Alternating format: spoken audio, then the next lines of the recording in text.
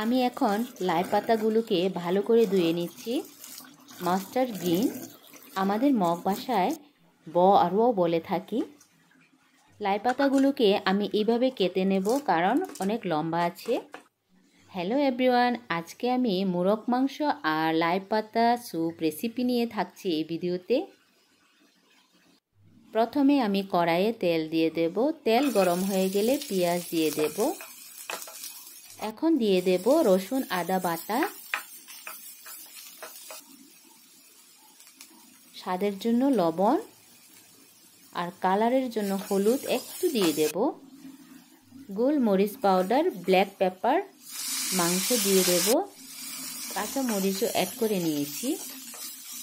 মশলা ছাড়া আমি তরকারিতে রান্না করব। এখন জল দিয়ে দেব। স্যুপের জন্য একটু জল বেশি করে দিয়ে দিতে হবে। এখন ভালোভাবে মিক্স করে ঢাকনা দিয়ে রেখে দেব। মাংসগুলো সিদ্ধ হয়ে গেছে। এখন আমি লাই পাতাগুলোকে দিয়ে দিচ্ছি।